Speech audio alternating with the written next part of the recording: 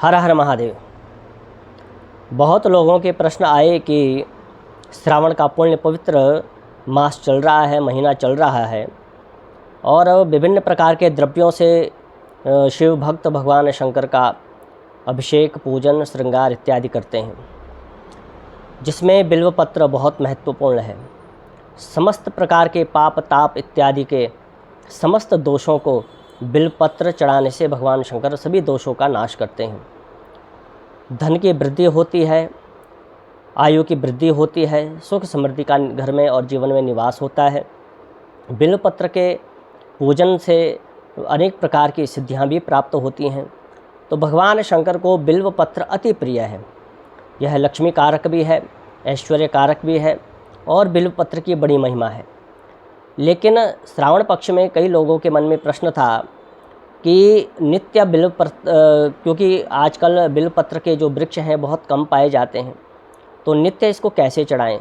और जो वृक्ष होते भी हैं तो लोग बहुत जल्दी उसको तोड़ देते हैं, काफ़ी पत्तों को निकाल दिया जाता है, तो कई बारी पत्ते प्राप्त नहीं होते।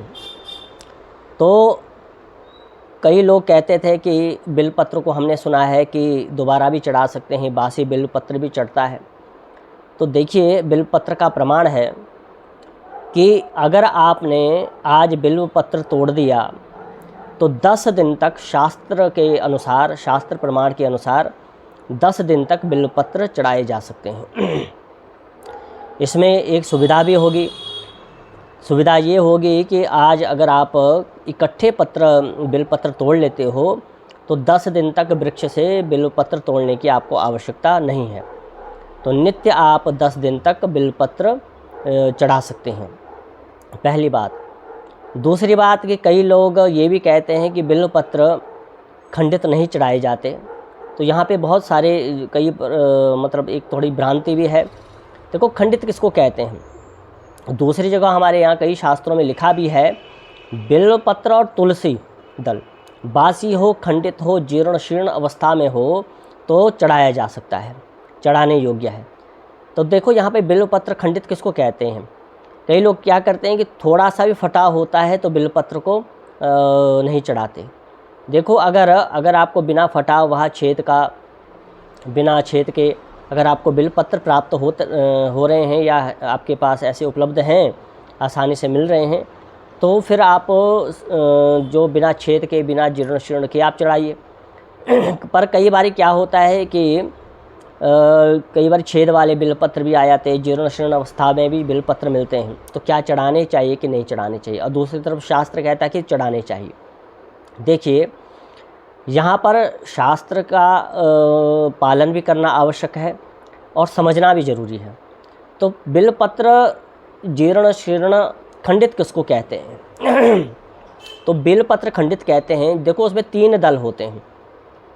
उसमें ऐसे 3 दल होते हैं। तो 3 दल में से जब 2 दल रह जाएं, एक दल निकल जाए, तो उसको खंडित कहते हैं। जब 3 पत्तों वाला जो बिल्वपत्र होता है ना, हम कहते हैं त्रिदलम त्रिगुणाकारम।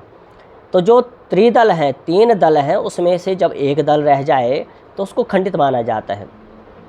अगर आपके पास 3 दल हैं, थोड़ा सा फटा है, छेद है, थोड़ा सा जीर्ण शीर्ण अवस्था में है, तब भी बिल्वपत्र चढ़ाने योग्य है। ये शास्त्र की आज्ञा है, शास्त्र का प्रमाण है। तो इसका भी विचार नहीं करना चाहिए। अगर आपको बिना जीर्ण शीर्ण के अच्छे बिल्वपत्र, साबुत बिल्वपत्र मिल रहे हैं तो आप चढ़ाइए। अगर नहीं मिल रहे हैं तो जीर्ण शीर्ण भी चढ़ा सकते हैं। तुलसी दल और बिल्वपत्र बासी भी चढ़ाए जाते हैं और जीर्ण शीर्ण अवस्था में भी चढ़ाए जा सकते हैं। तो ये एक छोटी सी सूक्ष्म जानकारी, लेकिन बहुत ही महत्वपूर्ण जानकारी, जो शिव भक्त हैं, जो बिल्वपत्र चढ़ाना चाहते हैं लेकिन जिनको रोज़ उपलब्ध नहीं होता, तो उनके लिए ये शास्त्र प्रमाण है कि बासी बिल्वपत्र 10 दिन तक चढ़ाया जा सकता है। तो आप इस प्रकार से बिल्वपत्र से भगवान का अर्चन कीजिए। भगवान शंकर आपका कल्याण करें। हर हर महादेव।